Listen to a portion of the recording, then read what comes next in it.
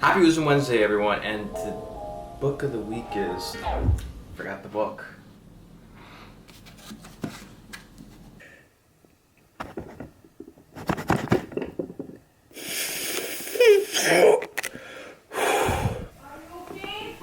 Yeah, I'm fine. 1, 2, 3.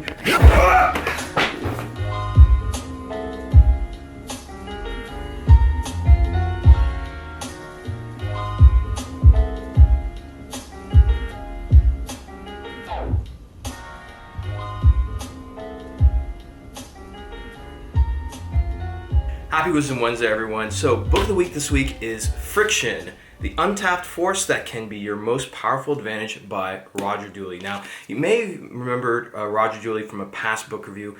When I actually got out of medical school and I got into the business world, Roger was the first author that I actually got hooked on from his book Brainfluence, which really applies the neuroscience to marketing, but not in the weird, strange way that you often see, because there's a lot of people who claim to understand neuroscience as it applies to marketing or business, but really don't. Roger is one of the few handful of people in the world who actually are considered experts in the field. Now, I started a correspondence with Roger many years ago. He wrote this fantastic ebook called The Persuasion Slide, which was a fantastic book. And I kept telling him, I was like, Roger, why haven't you published this in a hard physical book? And little did I know he was actually working on this book. Now, I have to tell you, to be able to write about neuroscience as it applies to business, either you're going to write a garbage book that is not based in science and you can tell when someone doesn't understand the science and they're trying to apply it to business, or it's a very well thought out book like this. It's highly referenced, cited through a variety of study. Roger, this book was, I believe, about 7 years in the making. Now, one of the things I love about this book is that because it's such a heavy subject, he really dove deep to pull as many business cases as possible, both from the business world and even from the world of science and history, to explain how friction works. So what is friction? Well, I can define it for you, or we just go to my library and pull out one of my physics books so we can get the exact definition. Now, this, believe it or not, is my textbook on physics from college. And for one thing, physics over time, a good majority of it doesn't always change, at least the basics of it. And you never know when you're going to need it. A contact force parallel to the contact surface is called friction. We distinguish two types, static friction and kinetic friction, or sliding friction. Now, you can illustrate friction by this formula here. Regardless of what you do in this world, there are some things that are always going to exist, and friction is one of them, just like gravity, just like entropy. But unlike some other forces of physics, you can actually do something about friction. So why is friction so important to pay attention to? Well, think about the biggest companies in the world. Amazon, Google, Facebook. They made it so easy to jump online and use their services that they're billion-dollar companies, and for the most part, some of them even close to trillion-dollar companies, and for a very good reason.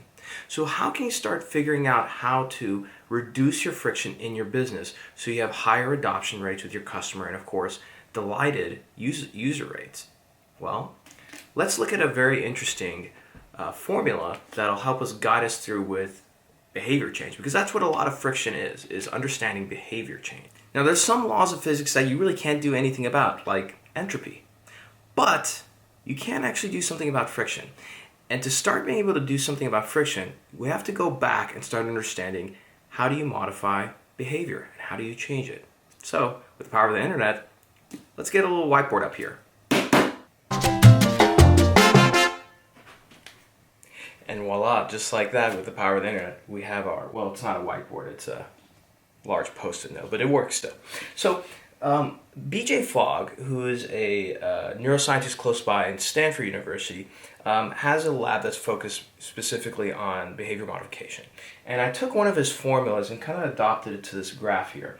Now, when it comes to motivation, there are two variables that you have to focus on. Number one is motivation, and number two is ease, right? And the reason why that is because when you think about changing behavior, number one, you have to think about, does it motivate you to change the behavior or a certain behavior for you to do? Is there motivation there? And the second thing is ease. But if we break those two things apart, we see that on motivation, there's two variables that influence it: individual incentives and social norms. On ease, there are two variables as well. There's opportunity and ability. Now, let me explain to you how that works. When it comes to motivation, let's say it's going to the gym, right? Say I'm motivated to go to the gym.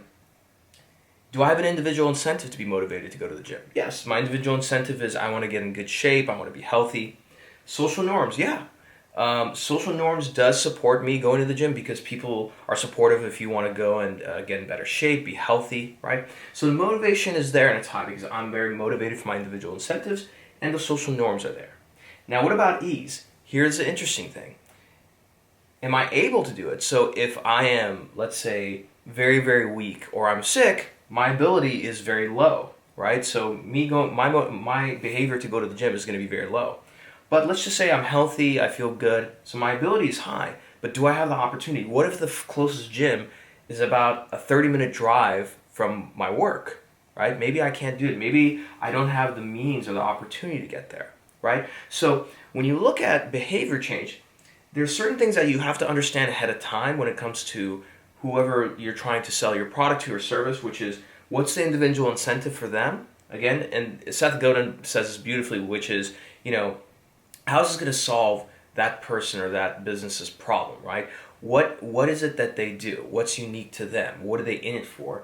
And then the social norms, which is, does the tribe actually support this, right? Is it socially acceptable? But the areas where you have more control of, and this is where friction comes into play, is the ability and the opportunity, which all has to do with ease. And that's really where friction ends up being, right? So to start manipulating and taking control of the friction and making it easier, you have to start understanding the motivation first. And once you do that, and of course you need a trigger for the behavior change to happen, this action line right here, triggers are going to fail. So if it's very, very high on motivation, right, and social norms, but let's say the ease is not there, the friction is too high, it's just not going to happen, right? Same with the ease. If you make it just absolutely frictionless, but it's not supported by individual incentives and social norms, so there's no motivation, it's not going to happen. So you have to pass this action line. And once you do that, you will have the propensity to change and modify your behavior. And of course, you can remember it by this formula right here, which is behavior equals motivation times ease times the trigger, right? You have to have a trigger. It has to be a prompt or a nudge.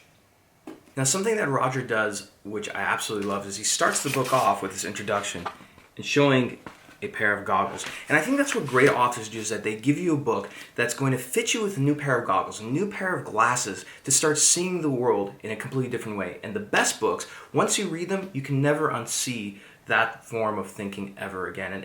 And this is what friction does. He does a fantastic job with these very complicated case studies and of course provides a lot of fantastic graphs. But at the end of every chapter and lesson, he provides a friction takeaway, which I think is great for the reader. And most importantly, at the end of the book, he actually provides the persuasion slide. So if we take a look at that persuasion slide, what I recommend people doing is, of course, reading this book, going through that behavior change graph that I just showed earlier, and then go to the end of the book and look at this persuasion slide. Put it right there. And think about how that applies to your business. And of course, we have that nudge, or in my case, I call it a trigger, but I like Roger's approach of calling it a nudge. And this analogy, again, remember, analogies aren't good for persuading, but they're very good for explaining concepts. Think about the persuasion slide and the friction in your business is going to be very important for you to reduce that friction and, of course, slide into more profits and booming businesses. So, well, that's the book of the week. I hope you enjoyed it. Go out and get it. Again, I love the fact that it has this matted feel to it because